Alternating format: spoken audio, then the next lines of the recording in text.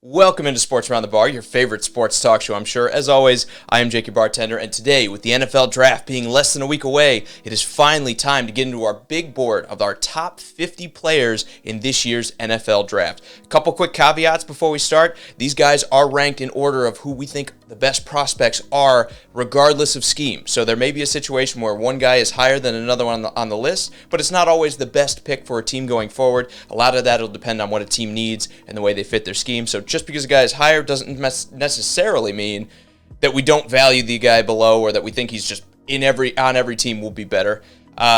We won't necessarily go into each guy's strengths and weaknesses because I don't want this to be a 3.5 hour long video. We are going to have more videos coming out though, if that's what you're interested in. If you want a breakdown of each and every one of these players, what they're good at, what their weaknesses are, we're going to go through all that by position. So if you're new, if you're on Facebook, hit that like page button. If you're on YouTube, make sure you hit subscribe and follow us because we're going to be having a lot of these coming out here in the next couple days. We won't wait too much longer. With that, why don't we get into it? As we get started, I just want to say that everyone you see here on this first slide, the top 10 guys, we see as elite prospects coming out in this year's draft. Every one of them we consider as potential to be a home run pick. We think it's a pretty deep draft in terms of that. There's probably about 13 or 14 of these guys that we consider as truly elite caliber prospects coming out. So with that in mind, let's start with Joe Burrow. Not a lot of surprise here at the beginning of the top 10. Again, we see Joe Burrow all the way up at the top. Any mock draft that has him not going number one overall, I believe, is just out of their minds. With the year he's had in college, he has got to be the number one pick.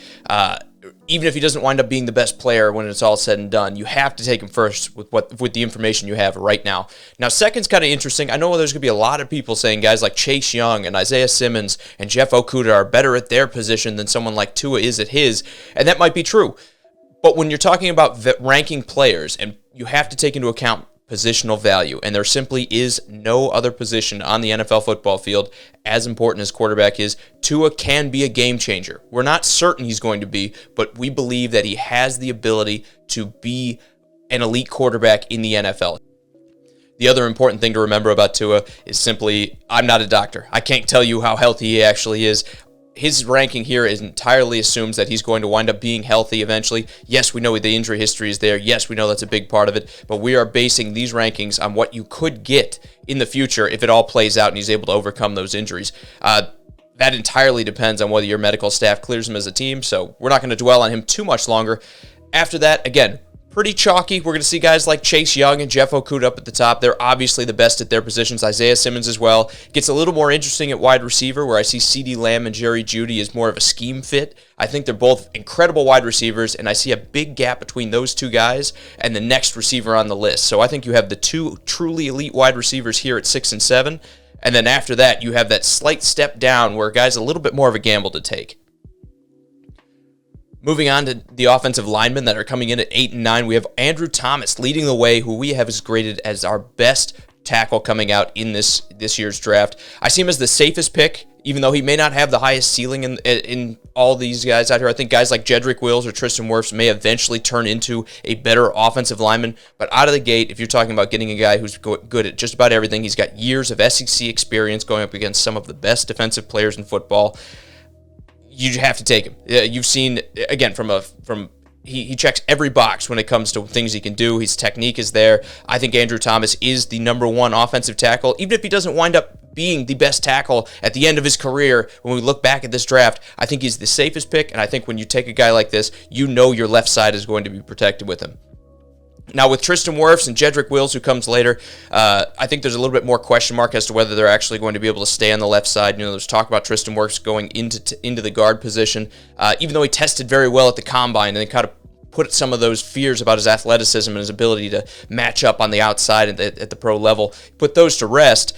I still see him as a guy that may eventually transition inside if he can't cut it at offensive tackle. Still, the ceiling is there for him. He does have some technique issues. He gets a little too vertical with the offensive line, a little bit for my taste. That's why I have him slightly behind Andrew Thomas here as our 9th best player in this draft. And then finally, rounding out the top 10, we have Javon Kinlaw. Again, another guy that right now, definitely raw. No argument here. I think his game needs to improve, and I think his career will hinge entirely on what team he winds up going to. If he goes to the right defensive organization that can take advantage of his skills and really teach him the game of football to go with that just tremendous athleticism out of a 300-pounder. But I still see him as one of the best defensive prospects in the entire draft for the simple fact of the guy's a 300-pounder that moves like a defensive end. I mean, he's absolutely wrecked the Senior Bowl when he went there this year. This guy, again, can't sing enough of his praises coming out of South Carolina. I think he's absolutely fantastic. And whatever team he winds up falling to, I think will be incredibly lucky as long as they're able to coach him up.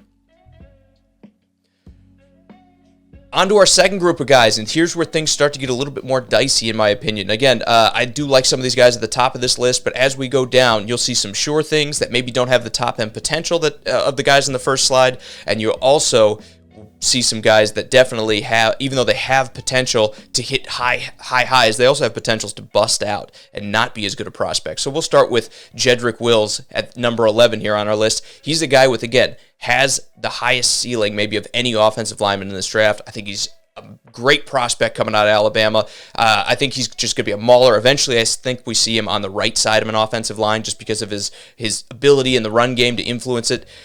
I think when you talk about Jedrick Wills, the question is going to be what team likes him versus these other two guys that have already come on the list. I think there's a pretty big gap between him and Josh Jones, who's all the way down at 18, and Mekhi Becton, who's to come later, when it comes to a polished standpoint with those other two, or with Becton, and then just the physical ability that he has kind of outshines Josh Jones. I think when we're talking about Wills, the important thing to remember here is even though we have him lower than those other two, it could be the Giants that take him and just love his physicality and love what he brings to the game. You can put him next to Zeitler on the right side there, and Saquon Barkley all of a sudden has two great run-blocking guys off the right side of their line. He is going to be one of the most interesting guys to watch because he could fall all the way down to 20, I believe, but he could also go as high as number 4. After that, we got another couple defensive guys. C.J. Henderson, I think freak athlete. He's got great speed at the corner position. Except for Okudah, I see him as one of the guys with the highest ceiling, even if he's not quite as polished. He's not quite there. A little bit of a downside towards the back half of last year with an ankle injury, but he's still a very, very impressive guy in my book. And again, he still needs some polishing. I don't see him as like a Marshawn Lattimore that comes into the NFL and dominates from day one. I see him more as a guy that 2 or 3 or 4 years from now, we're talking about as, man, did he come along? That's still a great pick in cornerback. Cornerback, to me, has always been a developmental position in the NFL. It usually takes the guys a couple of years to get up to speed. I think C.J. Henderson is going to be the best of the rest when you're not talking about Jeff Okudah at the position this year. Next, Derrick Brown. Again, doesn't have the ceiling that we see out of Kinlaw. Still a great athlete, an elite athlete himself. Just doesn't quite have that freakish kind of skill that we see with him. When I talk about Derrick Brown, he's the safe pick. We may see someone take him over Kinlaw because they want to be safe and they want to just know that the guy that they're getting is going to be an influencer on the defensive line, and that's fine. If that's what you're looking for, that's what you're getting here in Derrick Brown. He's one of the more can't-miss guys, in my opinion. I would be very shocked if he kind of flames out and doesn't have at least a solid and productive NFL career. Digging a little bit deeper, I have a guy here at 14 that a lot of people are a lot lower on. It's Jalen Reagor. I've seen a lot of people have the TCU wide receiver, not even in the first round. The reason I like him better than everyone else is because of his elite athleticism. He's got speed, kind of like Henry Ruggs does. Maybe not quite that much, but he has incredible speed, and he comes from a very, very limited offense out at TCU, has not been playing with good quarterbacks in his college career, and has still produced at a relatively high level. You should be concerned a little bit because it is the Big 12, and they don't play as good a defense out there. But still, when we're talking about Jalen Reagor, I think he has the most potential upside of any one of these guys that's here to come. Has enough of a higher floor than some of them as well. When we talk about Henry Ruggs coming up here, he is my guy at number 3 that will be the kind of breakout wide receiver if he winds up with the right team this year in 2020. Christian Fulton, again, safe pick from LSU, another good corner. You can kind of debate between him and C.J. Henderson. Henderson checks a little bit more of the physicality and the athletic kind of boxes that you want to see. Fulton, instead, is more of an instinct player.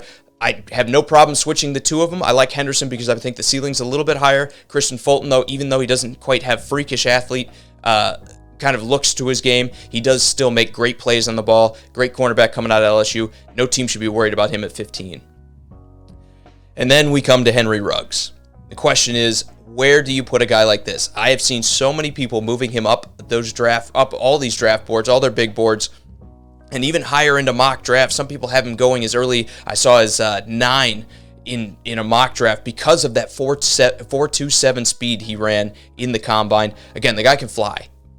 No argument here. But the question is, when you look at all this talent at wide receiver at Alabama, you have to ask yourself, why could Henry Ruggs never crack the 800-yard mark at Alabama when you talk about all the other options that are drawing attention away from him? He was not the focal point. He was almost an extra player in that offense, or a guy that was the second and third option. I get it. Jerry Jeudy is incredibly talented, but when you're talking about Henry Ruggs here, the production should scare you a little bit.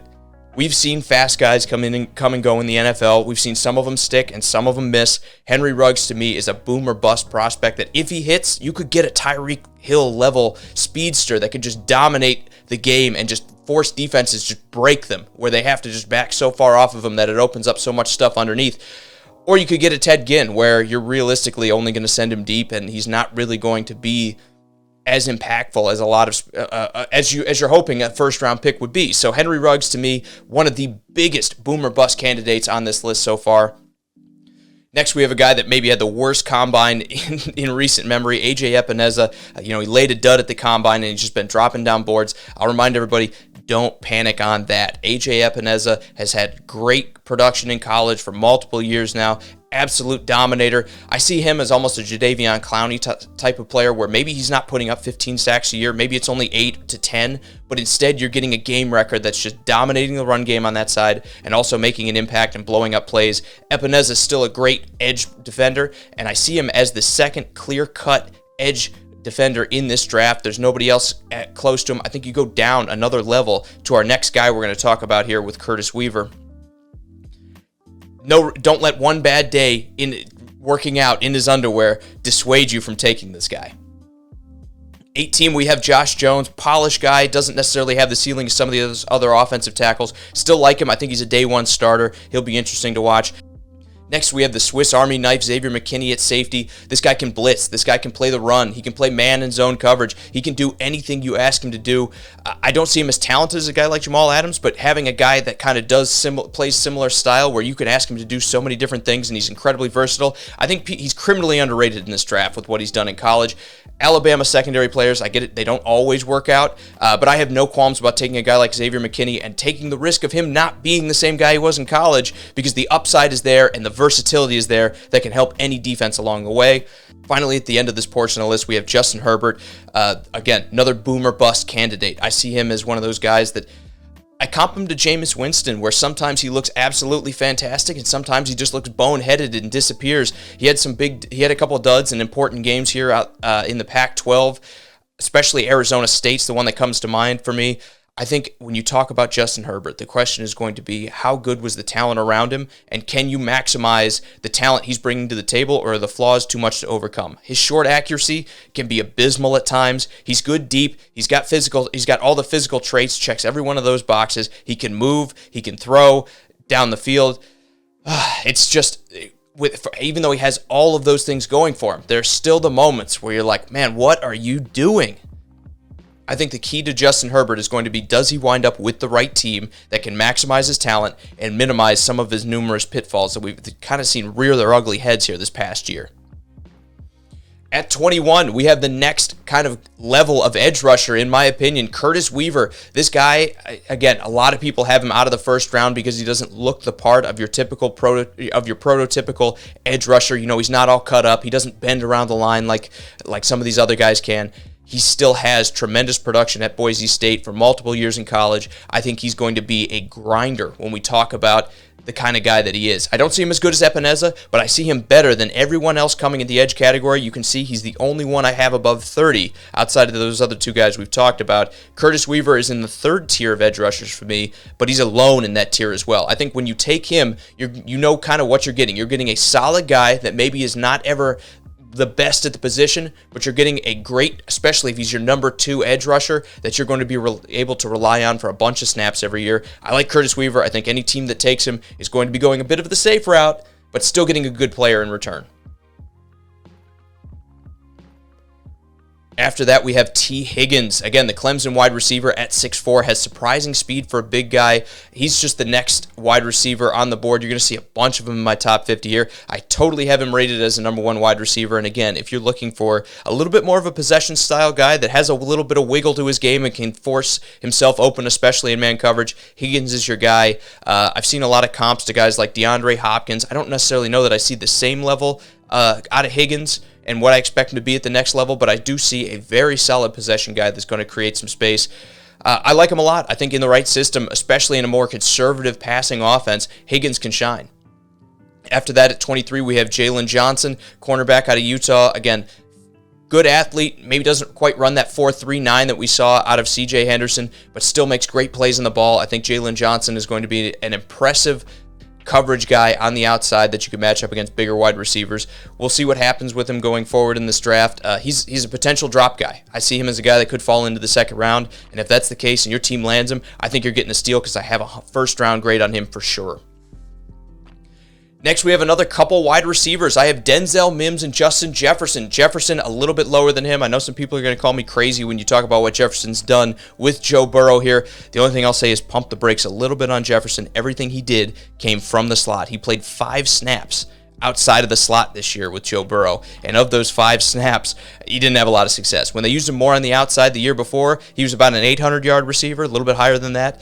When they moved him into the slot, he had about 1,500 yards. So yes, we saw that massive production there, but I do see him as a little bit more of a niche player in the NFL. You can still be that and be incredibly effective, but when we talk about him versus Denzel Mims, I see Denzel Mims with his athleticism being able to be more of a game breaker, kind of like that Tyreek Hill mold, kind of like we talked about with Jalen Reagor, where with his speed and with his athletic ability, he can make defenses back off of the line of scrimmage and scare them away, which opens things up underneath for everybody else. I still like Justin Jefferson. I think both those guys, again, interchangeable. If you need that inside guy, you take Jefferson. If you're looking for a little bit more of an outside guy or a guy who can do kind of both things better, you take Denzel Mims.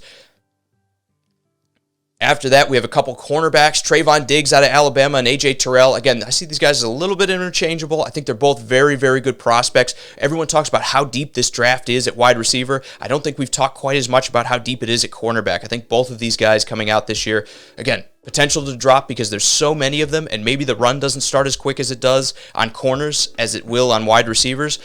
They're both very, very talented, and I think both of them will be good picks at 26 and 27.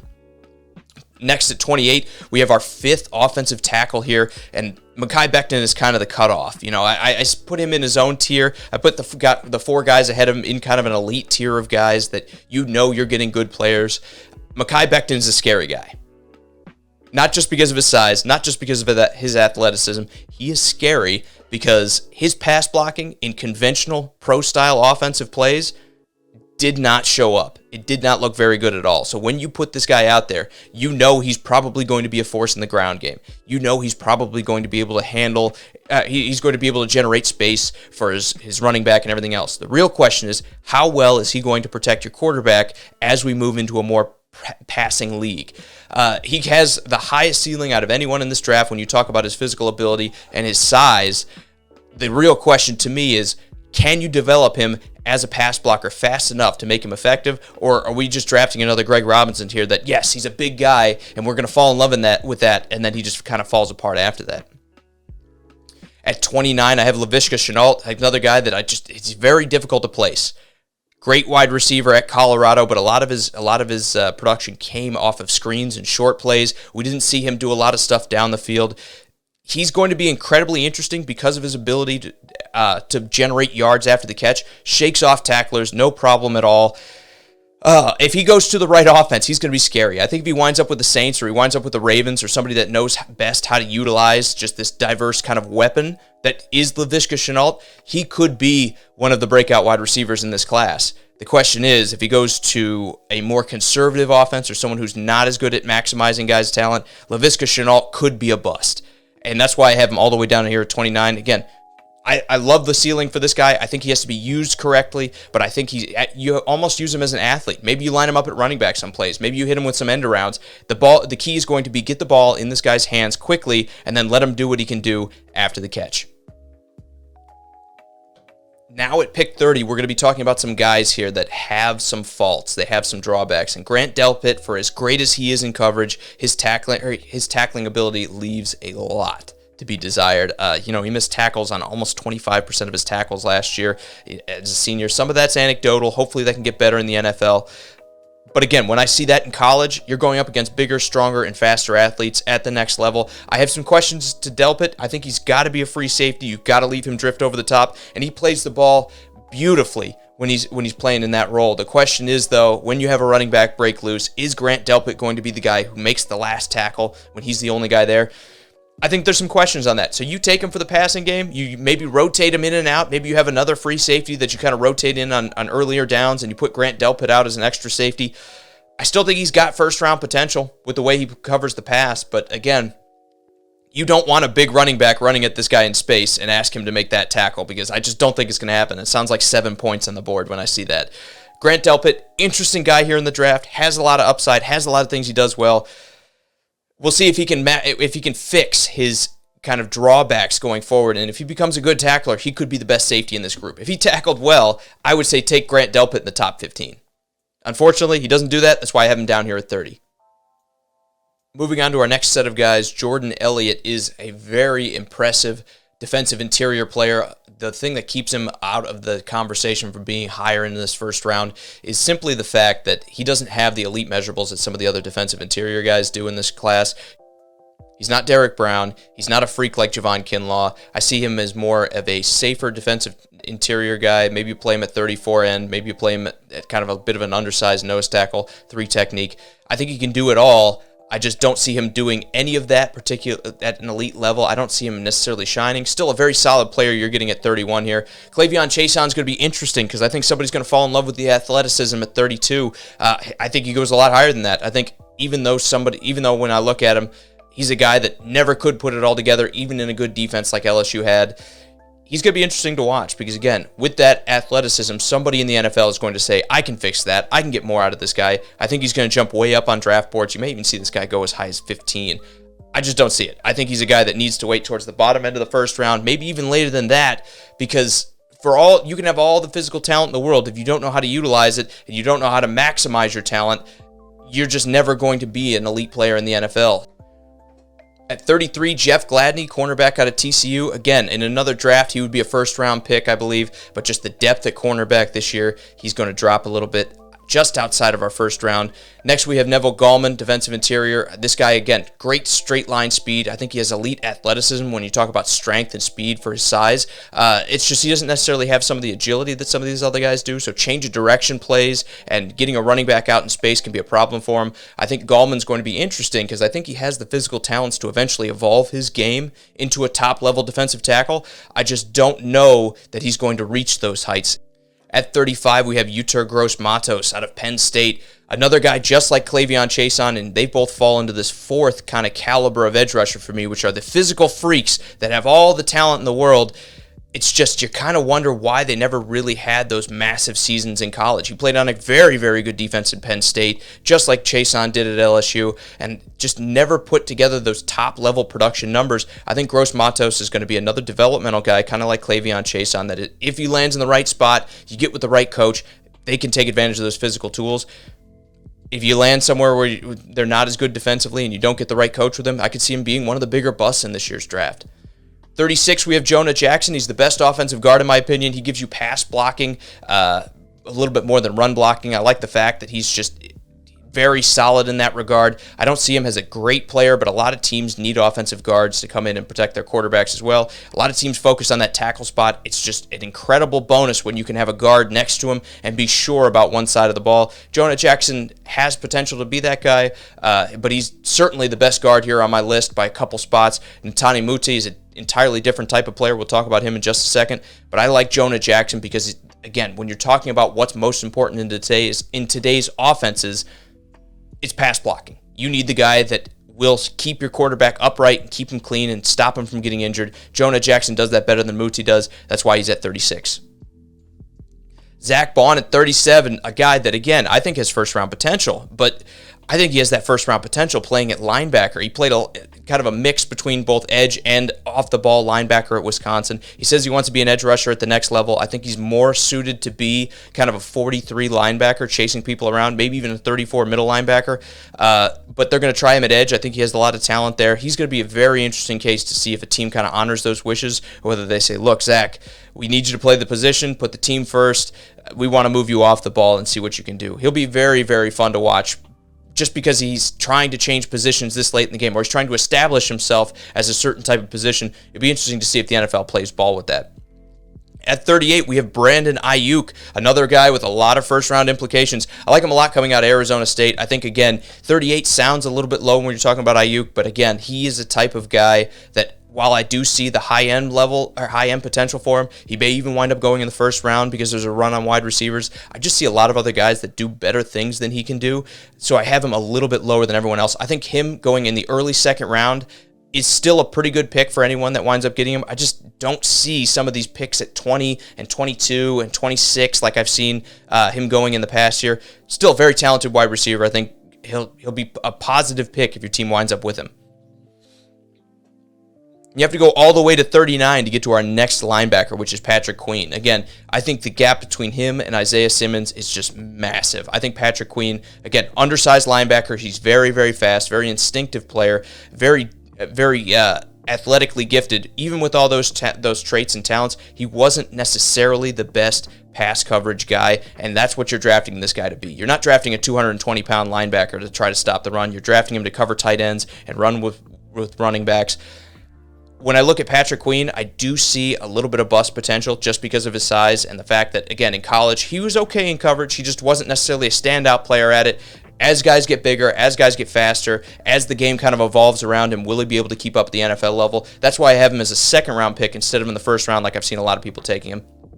And then at 40, we have Netane Muti, just mauler of an offensive guard out of Tulsa. I think this guy going to a running team like the Ravens, like the Titans, like the Seahawks would be a fantastic fit. He's the kind of guy that you just put out there and he can redefine the attitude of an offensive line. He's big, he's nasty, he knows how to move people. He has the only negatives I have for him necessarily are his injury history. He's missed a couple seasons due to season-ending injuries. That should scare people, but maybe not quite so much as someone like Tua Tagovailoa, where it's the same type of injury reoccurring. I think he had one to his shoulder and one to his leg, so he's had injuries across the body.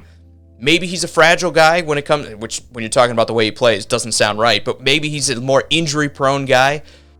I am less worried about a guy that's had injuries to different parts of his body, though, rather than the same injury kind of popping back up. On to our last group of guys. We're going to go through 50, and then we'll hit a couple of honorable mentions here. Marlon Davidson at 41. He's technically a defensive end. We have him as defensive interior here because he bulked up to 300 pounds. I just don't see him playing that position at the pro level at 300 pounds. I think for sure he's probably going to be a three-technique D-tackle. Interesting guy. Again, very good next to Derrick Brown, but he played next to Derrick Brown in college. If he goes to a team and he's a little bit more alone in the interior of a defense, will he be as dominant as he was? One of my questions with him. Also, him putting on the weight, can he keep the speed up? That'll be interesting to watch. I know he ran well at the Combine at 300, but still, the Combine to me carries very little weight because it's not anything we're going to see on Sunday when the pads actually come on. At 42, we have Michael Pittman, another tall wide receiver that can be a little bit more of a possession guy. He does have some speed. I've seen guys mock him anywhere between the first and the third round. I have him somewhere in the middle at 42. It really just depends on the run at wide receiver. If teams sit back and kind of wait to take their guy, I think Pittman could fall all the way into the third round, maybe even the fourth if things really slow down at wide receiver because the team says, oh, I can always get my guy later. I think the run happens a lot earlier. I think someone's going to wait and take Pittman in the second round. I think 42 is right around where I'd want to have him as a player.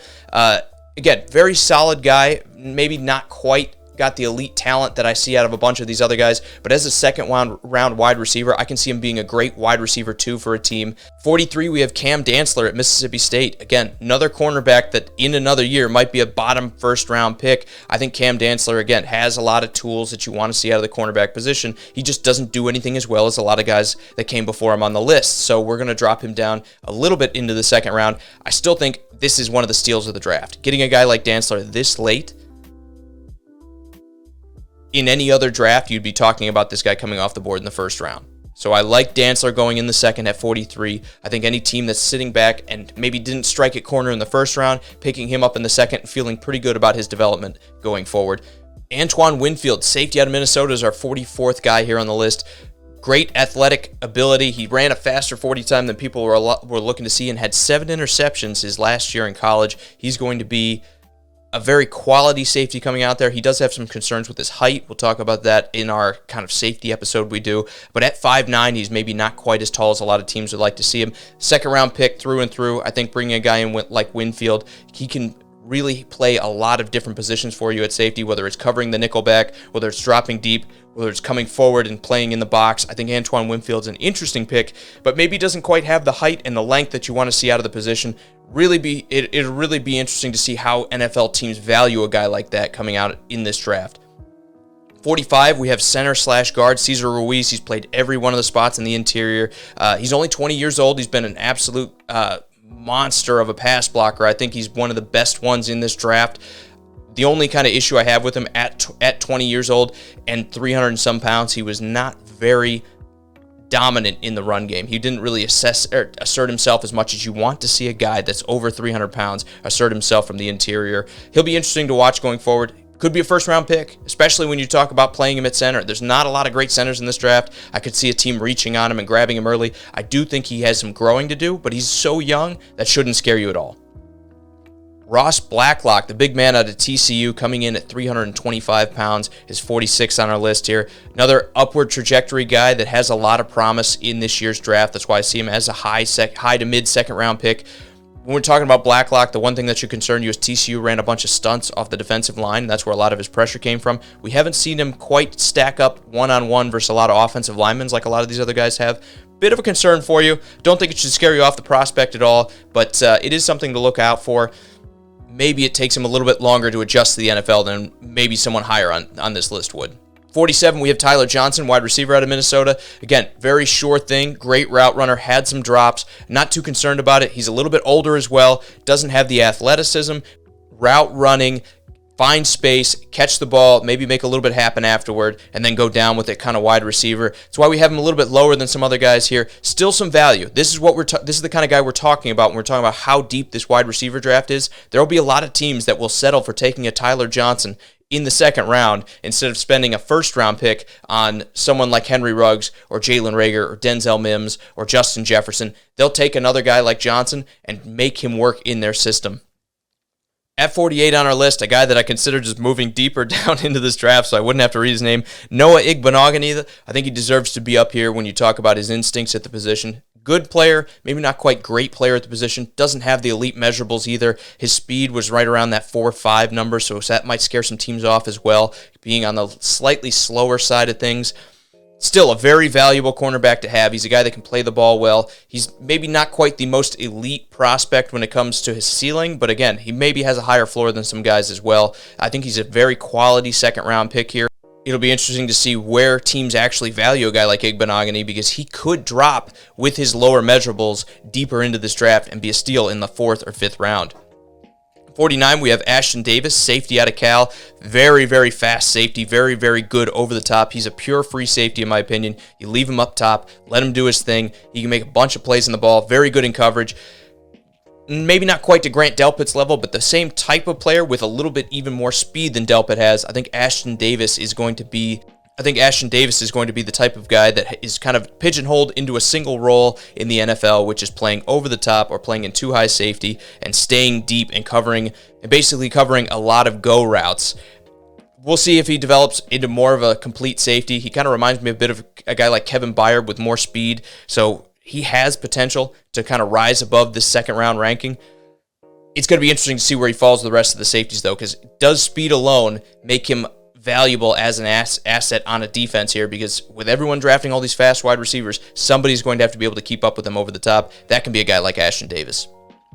Finally, 50th on our list. I know you're saying not Jake Fromm. He didn't make this appearance at all. Not Jordan Love. Yes, both quarterbacks miss out. Troy Dye, safer linebacker out of Oregon than some other guys like Kenneth Murray, who, even though a lot of people like Kenneth Murray, didn't really strike me as that great of a prospect when it comes to his reading of the game. When you talk about Troy Dye, he doesn't have the speed that guys like Patrick Queen and Kenneth Murray has, but he has a much better feel for the game, much better and more typical linebacker role that we've seen out of guys. He's going to be able to come up and play the run. He's going to be able to cover the pass, maybe not quite as well as them, has good instincts. I like Troy Dye ahead of a guy like Kenneth Murray for the simple fact that just because you're the more talented athlete does not make you the better football player. I like his instincts. I like it the way he reads the game, and I like the way he makes plays on the ball. I think Troy Dye is going to be a very solid second-round linebacker in a not very deep linebacker draft.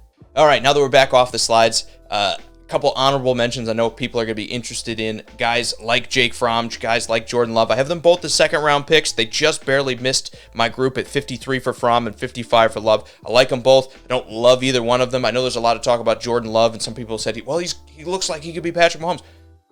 That's crap.